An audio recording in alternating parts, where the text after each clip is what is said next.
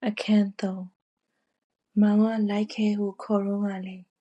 Mount Bima Jama body Mawa ni yike who sovianole Mount Saint now share pimi Sadazan Sagat Comia Mount Majaziawe Jama ni deswa ni yikera amemave Eri iti Jama Mongo Chimya nuge vadi Mount Takudo damo mungili demuma Mount ni tiny shitty Lapa Sanjedi Sudo, Mount Mugaliu, Jama Yoshin Nemada, Taka Mimubadi. Chandaga the Petachana, Tinshu bin Nabi, Shiri Bounido, the Tatai Pupu Liu, Milaya Roa Soli. Ta Mount Mire Ingli Miala who, Lesser Chinjisa, Maya like me dedi. Dibonza Mount They Jade, Dai Ain Bonza Mube. Mount Eddie Mugali Machine Jiole. သတင်းစာထဲမှာလက်ထပ်ပြီးစီးခြင်းကြေညာပါလာမှသိရသည်။တစ်ချိန်ချိန်၌မလွဲမသွေရင်ဆိုင်မှုမျှော်လင့်ထားသောသတင်းဖြစ်တော်လဲတကယ်တမ်းတိတိဆိုင်ဆိုင်ရင်ဆိုင်လိုက်ရသောအခါကျမမျက်လုံးများပြဝေသွားခဲ့သည်။ဆုံးရှုံးရပြီဟုသိလိုက်ရသောအချိန်မှာကျမမျက်ရည်ကျ၍မဖြစ်သောနေရာဒေသဖြစ်နေ၍တော့ပါသေးသည်။ကျမသည်မှခဏခဏပြောသလိုမျက်ရည်တိတ်လွယ်လေသည်ထိုအချိန်ကကျမသမဝါယမစီကမ်းမှာရှိနေသည်ထိုနေ့ကမျက်ရည်မကျခဲ့ပါမောင်ဘဝနှင့်ကျမဘဝကိုတစ်ခုစီဟုဘယ်တော့မှမသတ်မှတ်ခဲ့ဘူးသောကျမသည်အဖြစ်အပျက်အမှန်ကိုလက်ခံဖို့လာပေါင်းများစွာအာရုံခဲ့ရပါသည်နောက်တော့မောင်အနီးနားမှာမရှိဘဲကျမ၏တည်တံ့ဘဝကိုအတားအဆီးမရှိဖြတ်ကျော်လာနိုင်ခဲ့သည်ကျမကဟန်ဆောင်ကောင်းပါသည်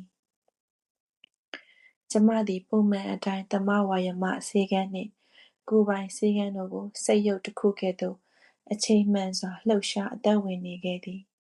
အိမ်နှင့်ဆေးကမ်းအကြားတွင်ကျမ၏မည်သည့်အပူအပင်မျှမရှိသလိုရေမောပျော်ရွှင်နေမည်လူမှုရေးကိစ္စများတွင်တမန်အတိုင်းပါဝင်ခဲ့သည်ကျမတို့နှစ်ယောက်၏ကျောင်းသားဘဝတုန်းကရင်းနှီးမှုကိုသိထားသောတငယ်ချင်းများကကျမထံစာဖြင့်လှမ်းရေးပြီးအံ့ဩသနာကြသည်မောင်ထားရိပ်ခဲ့သောကြံရည်သူတစ်ယောက်အဖြစ်ဂရုဏာတက်ကြသည်ကျမလာသမျှစာများကိုလုံးဝမပြန်ခဲ့ပါဘယ်နဲ့လုပ်ပြီးစာပြန်ရမလဲမင်္ဂလာဖိတ်စာကလေးတောင်လှမ်းပို့မခံရပဲသတင်းစာမှတစ်ဆင့်သိရသောအကြောင်းဘသူသားပွေရင်ဖွင့်ရန်လိုအပ်ပါသလဲအများအမြင်တွင်ကျမသည်ကျောင်းသူဘဝအတိုင်းဘာမျှမပြောင်းလဲပါနောက်ပြီးကျမယခုရောက်နေသောမြို့ကလေး၌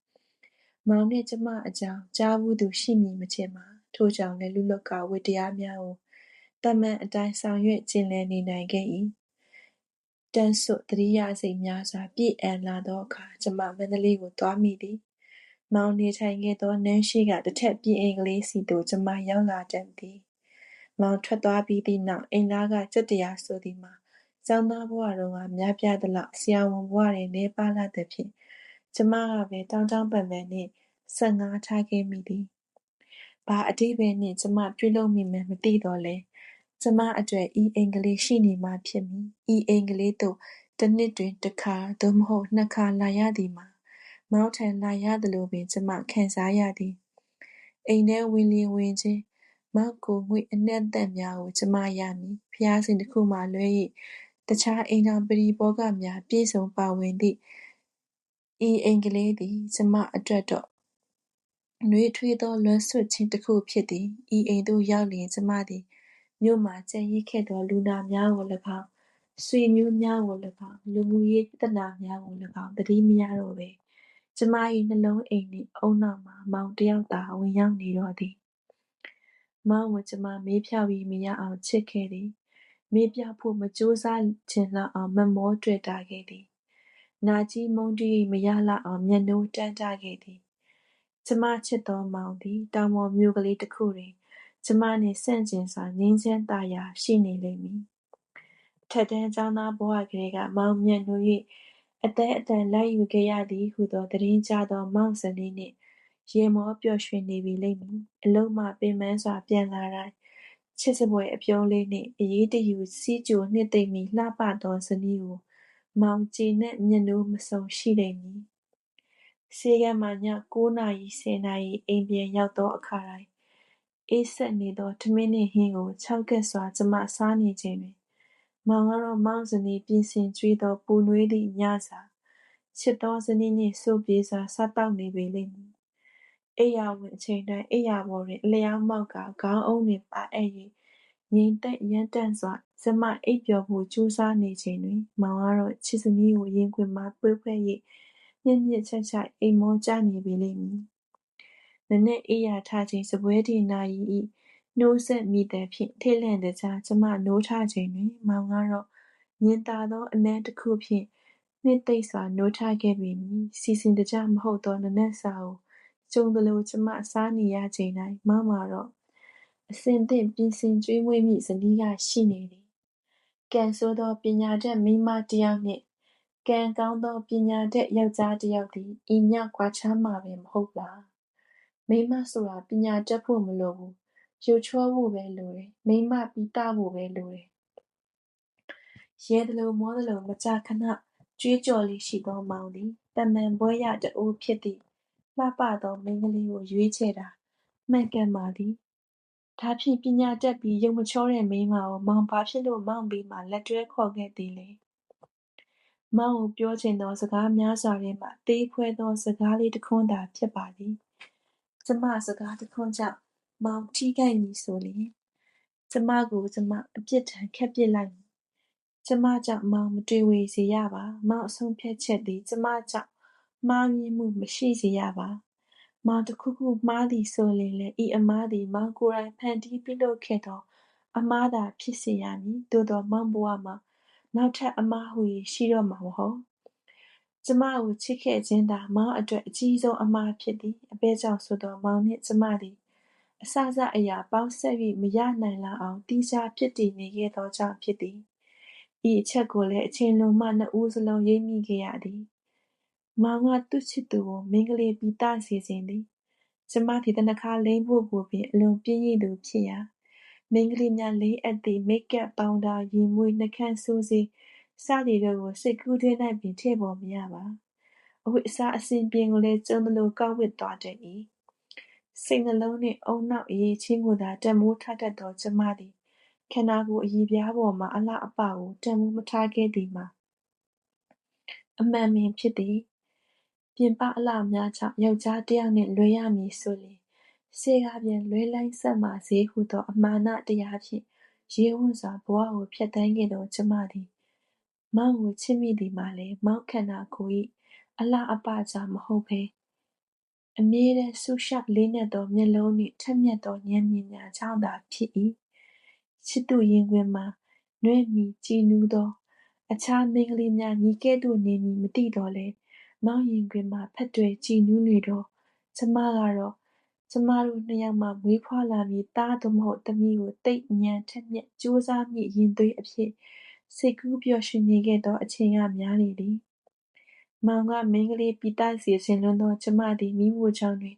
ထမင်းဟင်းချက်ပြုတ်ရင်းအချိန်ကုန်ဆုံးဖို့ဝါသနာမပါသောမိန်းမတစ်ယောက်လည်းဖြစ်သည်စနေတနင်္ဂနွေကျောင်းပိတ်ရက်များတွင်နန်းရှိအိမ်၌မောင်နှင့်အတူနေ့လည်စာစီစဉ်ချက်ပြုတ်ဖို့တစ်ခါတစ်ရံမှသာဝါသနာပါ၏အများအားဖြင့်လွယ်ကူပြီးစီးသောမောင်လည်းကြိုက်တတ်သောပေါင်မုန့်ကိုပင်အမျိုးမျိုးလုပ်စားခဲ့သည်ပေါင်မုန့်နှင့်ကော်ဖီကိုကျမငြီးငွေ့လာသောအခါမှမောင်ကြိုက်တတ်သည့်ငါးခြင်းသားစီပြန်ဖြစ်စေဝက်သားပိတ်ငပိဖြစ်စေငါးသလောက်ပေါင်းဖြစ်စေစိတ်လိုလက်ရချက်ကျွေးတတ်လေသည်မောင်ကသူ့ချစ်သူကိုယောက်ျားတစ်ကာနှင့်လက်ဖက်ရည်ဆိုင်အတူထိုင်တာအလွန်စိတ်တိုတတ်သည်ကျမကတော့ဝါသနာတူမိတ်ဆွေမိန်းမဖြစ်စေယောက်ျားဖြစ်စေတဦးဦးနှင့်ရုပ်ရှင်အကြောင်းစာအုပ်အကြောင်းနောက်ဆုံးသီချင်းသစ်ခွေများနှင့်ဂီတအကြောင်းထိတစ်မြစ်တစ်မျောစကားထိုင်ပြောဖို့အတွက်ဝင်မလေးတတ်ကျမဝတ္ထုများကိုဖတ်၍ကျမကိုလေးစားသောမိတ်ဆွေဖွဲ့ချင်းသောလူငယ်များတစ်ခါတည်းရန်အဆောင်သို့လာရောက်တတ်သည်ကျမသည်မောင်မကြိုက်မှန်းသိသောကြောင့်အခြားတစ်ခုခုပြ၍ရှောင်ရန်ကြိုးစားခဲ့ဘူးတော့လည်းမအောင်မြင်ပါမည်သူမည်ဝါဟုမသိမြဲလက်ခံစကားပြောဖို့ကျမတာဝန်ဖြစ်သလိုအရေးတယူအထင်တကြီးခင်မင်မြင်ဘူးလိုစွာလာရသောစာဖတ်သူအားတုံးတိစွာစကားဖြတ်မဖြစ်ဖို့လည်းကျမတာဝန်မင်ဖြစ်သည်တစ်ခါတည်းရန်မောင်ကကျမကိုပါလာထဲမှလာရှာသောအခါကျမစကားဖြတ်၍နှင်လို့ရ၏ မောင်လိုက်မလာပဲဗနာပင်အောက်မှာရဲကြည့်ပြီးဒေါသတကြီးထွက်သွားပြီဆိုရင်ကျမမျက်နှာမပြတ်အောင်အတင်းဟန်ဆောင်ထားခဲ့ရ၏ဤကိစ္စနှင့်ပတ်သက်၍စကားများကြလျင်မောင်ဘယ်တော့မှအလျှော့မပေးပါသွားစမ်းမှာမင်းပရိသတ်ကမိန်းမကိုမရှိဘူးယောက်ျားကြီးပဲဟုဒေါသတကြီးရေရွ၏ကျမဘာမှပြန်မပြောတတ်ပါဝိဇ္ဇာသိပ္ပံတက္ကသိုလ်မှာမိန်းမတွေလည်းအများကြီးမင်းစီလာသမျှပရိသတ်ကတော့ယောက်ျားကြီးပဲဟုမလိုတမာပြောတိုင်းကျမကတော့အပြုံးမပြတ်နှစ်သိမ့်မြဲဖြစ်၏ဝတ္ထုမဂ္ဂဇင်းဖတ်ဖို့ဝါသနာမပါသောမောင်သည်လစဉ်ထုတ်မဂ္ဂဇင်းတို့ကိုလှန်လော၍ကျမဝတ္ထုကိုရှာလေမည်လားမဂ္ဂဇင်းတစ်ခုကိုကြည့်ပြီဆိုလျှင်ကတွန်းကိုသာဦးစားပေးဖတ်သောမောင်သည်ကျမဝတ္ထုများကိုတော့ဝတ္တရားမပြတ်ဖတ်ရှုခဲ့ပါသည်တခါတည်းဘာတွေရေးထားတာလဲယင်းဟုမကွယ်မဝဲညှဉ်းညူးလေရှိသောမောင်၏ပွင့်လင်းရိုးသားဟန်ကိုကျမချစ်မြတ်နိုး၏ချစ်ရေးတဲ့ဝတ္ထုတွေမောင်မကြိုက်ဘူးလားဟုခတ်သောမေးလျင်မောင်ကကလေးဆန်စွာမျက်နှာရှုံးပြတတ်သည်ကြိုက်ဖို့နေနေတာဘာတွေရေးထားမှန်းတော့မသိဘူးတဲ့မောင်ဟာလေအရန်ကိုချစ်ဖို့ကောင်းတာပဲဟုကျမရေမိုးပြီးမှတ်ချက်ချလျင်မောင်ရှက်သွားပြီဘာလဲဟာဟုရေရွတ်တတ်၏အများတကာကမကြာခဏတိုက်တွန်းမှပြောလို့မှချစ်ကိုလူတွေကပြောနေတယ်စာရေးကျဲလို့ဆိုလားပဲဟုတဆင့်စကားဖြင့်ရိုးသားစွာတိုက်တွန်းတတ်သောမောင်သည်ကျမနှင့်ဝေးကွာနေသောမောက်ငင်းအေးမှုအတွင်း၌ကျမ၏နာမည်ကိုသတိတရရှိဖို့တော့တော်တော်ခင်းရင်းမှာပါမဂ္ဂဇင်းထဲမှာကျမရေးသောဝတ္ထုဖြင့်ကျမကိုသတိရအောင်ကလည်းမဖြစ်နိုင်မောင်နှင့်ဝေးကွာခဲ့ရသည့်3နှစ်အတွင်းမောင်လက်မထက်မီဝတ္ထုတို့တစ်ပုဒ်မောင်လက်ထက်ပြီးဝတ္ထုတို့တစ်ပုဒ်သာထည့်ပြ၏မောင်လက်ထက်ပြီးမဂ္ဂဇင်းမှာပါသောဝတ္ထုကလည်းဟိုးအရင်ကတည်းကရေးပြီးသားစာမူကျမ်းကိုအနည်းငယ်ပြင်ဆင်မွမ်းမံခဲ့ခြင်းပင်ဖြစ်လေသည်အကြောင်းတိုက်ဆိုင်၍ကျမကိုမောင်သတိရခဲ့လျင်ဘာဖြစ်လို့ဝတ္ထုမရေးတော့တာပါလဲဟုနားလည်စွာစိတ်မကောင်းဖြစ်နေမည်လားဤဒီမှာယူနှံသောထင်မြင်ချက်တစ်ခုသာဖြစ်၏ဘာပဲဖြစ်ဖြစ်ရှားပါးလာစွာသောတခါတည်းမှာတော့မောင်ကျမကိုသတိရမှာပါဥပမာမောင်လူနာတယောက်သည်ကျမနှင့်နာမည်ဆင်တူနေလျင်ပေါ့နောက်ပြီးယူရီးယားဖက်နှက်ခွာမြင့်ဦးချွန်စီထားသောရဲပပကောင်မလေးများကိုမြင်လျင်ပေါ့သို့မဟုတ်လျင်လည်းမန္တလေးသို့ဆင်းသည့်ရက်ပိုင်းများတွင်မောင်နှင့်ကျမသွားခဲ့သည့်နေရာများတွင်မြင်လျင်ပေါ့တရုတ်တန်းကဖတ်ထုတ်ကျော်ဆိုင်မှာကျမကိုသတိရစေဖြင့်မောင်ဖတ်ထုတ်ကျော်တောင်းမစားဘူးဟုဘသူကငင်းဆိုနိုင်မည်လေဖတ်ထုတ်ကျော်စားနေသည့်တညနေခင်းတုန်းကခက်လက်လက်မှမြို့နယ်သမဝါယမဆေးခန်းထဲမှထွက်လာသောအဘသမားတော်ကြီးကိုလေးစားကြောက်ရွံ့စေဖြင့်နှစ်ဦးသားမနက်ရှင်းဆိုင်ကိုရှက်ရွံ့စွာထွက်ပြေးခဲ့ရခြင်းအကြောင်းကိုမောင်သတိရခြင်းရနေလိမ့်မည်အလုပ်သင်ဆရာဝန်ဘဝတုန်းကကျမကိုမြင်တိုင်းမောင်နာမည်ဖြင့်သူဘယ်မှာဟောက်စားခြင်းလုပ်သလဲဟုသတိတရမိတတ်သောအဘသည်မောင်တဦးတည်းမြင်လျင်လည်းကျမနာမည်ဖြင့်ဘယ်မှာဆေးခန်းဖွင့်နေသလဲဟုသတိတရမေးဦးမှာတေချာလှပါလေထိုအခါမောင်ကအဲ့ဒါကျွန်တော်မသိဘူးအဘဟုရိုးသားစွာဖြေလိမ့်မည်တတွဲတွဲနေခဲ့ကြသောချစ်တပည့်နှစ်ဦးဟာမြည်သည့်ဆရာကမှကွဲကွာစီလိုမည်မဟုတ်ပါမန္တလေးရောက်တိုင်းတင်းပြန့်အေးဆိုင်မှာရေခဲမှုန့်သွားစားဖို့မောင်သတိရခြင်းနဲ့ရနေမှာပေါ့ဈေးကျမလွယ်ပေါက်ကမီးရှည်ဆိုင်သို့မုတ်စားဖို့တက်တက်ကျမကိုလိုက်ဖို့ခဲ့ဘူးသည်ကိုသတိရခြင်းရနေမည်ဝင်းလာရုပ်ရှင်ရုံဘေးကအုံတို့ခောက်ဆွဲဆိုင်မှာပြင်သစ်ရုပ်ရှင်မင်းသားအေလိန်ဒီယွန်နှင့်ပတ်သက်ပြီးကျမတို့နှစ်ယောက်စိတ်ဆိုးစိတ်ကောက်ခဲ့ဘူးကြောင်းသတိရမိလျင်မောင်စိတ်လွတ်ကိုလွတ်ပြုံးရမိလိမ့်မလားမောင်လက်ထက်တားသောမောင်ချစ်ဇနီးကတော့မောင်စိတ်ကောက်ရလာအောင်ရုပ်ရှင်မင်းသားတယောက်ဤမျက်လုံးနှက်ခမ်းအမူအရာမှစိတ်သဘောထားအထိစိတ်ဝင်တစားကောက်ချက်ကြချီးကျူးလိမ့်မည်မထင်ပါတောင်တမန်အင်းရီတက်ဆအချိန်တွင်မဲဆဲပင်အောက်ရေစက်နဘေးတစ်ခု၌နှစ်ယောက်အတူထိုင်၍ဘာစကားမျှမပြောဘဲတယောက်ကိုတယောက်ပွေးဖက်မိနွဲ့ရင်းညီသက်နေခဲ့ဘူးကြောင်းမောင်သတိရခြင်းရလိမ့်မည်ထိုအခါကျမအပေါ်တနာကျင်နာစိတ်ကလေးအနှဲငယ်ဝင်ရောက်နေပြီးကျမအကျဉ်းနှံ့ပြီးမောင်အခန်းမှာကျမကိုတတိယလွမ်းဆွစိတ်ကြောင့်အလွမ်းပြေကြည်ရန်ထားဖို့ဆို၍ဇွတ်တရွတ်တောင်းခဲ့သောကျမဓာတ်ပုံဘယ်များရောက်နေပါလေ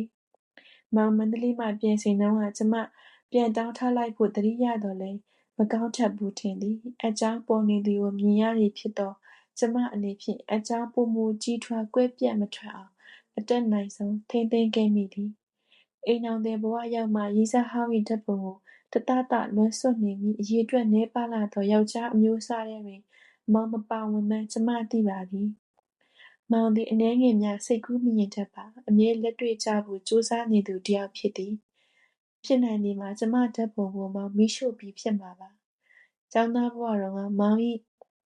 ရိုက်တာနှစ်ချက်နားထောင်ခွက်ပြားကလေးအောက်မှာဂျေးဟုသောအနီရောင်စကားလုံးလေးတစ်ခုထည့်သွင်းခဲ့ပါသည်။ဆေးရုံမှနှစ်ချက်ကိုအသုံးပြုတိုင်းထွင်းဖောက်မြင်နေရသောဂျေးဟုသည့်စကားလုံးလေးကိုကြည့်၍ဆရာတစ်ဦးကဟေးဂျေးဆိုတာမင်းနာမည်တော့မဟုတ်ဘူးကွာနော်မင်းကြီးစားနာမည်မဟုတ်လားဘယ်သူတဲ့လဲဟုရင်မော၍မေးခဲ့သည်ဆို၏အခုတော့မောက်နှစ်ချက်မှာဂျေးစကားလုံးလေးရှိချင်မှရှိတော့မည်သို့မဟုတ်လဲအင်္ဂလန်ပြည်ဖြစ် list နှစ်ချက်ကိုပြောင်းလဲအသုံးပြုနေမည်ဖြစ်ချင်ဖြစ်လိမ့်မည်တခုသေချာသည်မှာမောင်ကိုင်သောပြတိုင်းစာအုပ်တိုင်းပထမဆုံးစာမျက်နှာညာဘက်ထိပ်တွင်ဂျေးဟုသောစကားလုံးများကတော့အခုထက်ထိရှိနေပါလိမ့်မည်မောင်ဖေးပေါင်ရိုက်သောပြတိုင်းစာအုပ်တိုင်းကျမပြန်ရွေးပြီးကျမပြန်ရွေးပြီးသောစာအုပ်တိုင်းမောင်ကကျမနာမည်စလုံးရေးထားသောကြောင့်ဖြစ်ပါသည်ဒါကမွန်းစာအုပ်မဟုတ်တော့ဘူးလေချစ်စာအုပ်ဟုမောင်ကမချိုမချင်ပြောလေရှိပါသည်ဘာပဲဖြစ်ဖြစ်မောင်ဒီစလုံးများကိုစုပ်ပစ်သည့်အထိကျမအပေါ်စိတ်နာဖွယ်အကြောင်းမရှိပါမောင်ကိုနာကြည့်မည်ဆိုရင်နာကြည့်ထိုက်သောကျမကလည်းမောင်မွေးနေ့လက်ဆောင်ပေးခဲ့ဖို့သောဂီတာလေးကိုရိုက်ချိုးပစ်ဖို့ကျမစိတ်ကူးမခဲ့ပါဆွဲလန်းကြီးမားလာသောကျမသည်မောင်ဝယ်ပေးသောကနုကမာလက်ခတ်ပြားပတ်ထရလှလှလေးကိုပင်မဖောက်ရက်အပေါက်ဖောက်နိုင်းလွန်းကြိုးကလေးဖြင့်ချီ၍မပြတ်အောင်ဂီတာနှင့်တွဲချီထားခဲ့သည်ရယ်စရာကောင်းလေသည်မှာမောင်နှင့်ပတ်သက်သမျှအသေးအမွှားပစ္စည်းကလေးများရေချိုးရင်းစီးသောရော်ဘာဖိနပ်ကအစကျမထံမှမကွဲကွာရှိနေပါလျက်မောင်ကိုယ်တိုင်ကတော့ကျမနှင့်မိုင်ပေါင်းများစွာဝေးသောတိုင်ပေါ်မြို့ငယ်ကလေး၌ကျမကိုမေ့လျော့နေပြီးနောက်ပြီးကျမကိုဘယ်လိုကျန်ရစ်ပါမလဲဟုအနည်းငယ်မျှပြန်မငဲ့ကြည့်ခဲ့ခြင်းဖြစ်လေသည်ဘယ်သူတွေဘာပြောပြောမောင်ချစ်သူမှာကျမဖြစ်ခဲ့ရသောကြောင့်မောင်ကံကောင်းသည်မောင်ကလိုက်ခဲ့ပါဟုခေါ်တုန်းကလည်းမောင်ဘေးမှာကျမပါသည်မောင်ကနေရစ်ခဲ့ဟုဆိုပြန်တော့လေမောင်စိတ်အနှောက်အယှက်ဖြစ်မိစာတစ်စောင်စကားတစ်ခွန်းမျှမောင်မကြားရစေဘဲကျမငြိမ်သက်စွာနေရစ်ခဲ့တာအမှန်ပါပဲအဲ့ဒီအထိကျမမောင်ကိုချစ်မြတ်နိုးခဲ့ပါသည်မောင်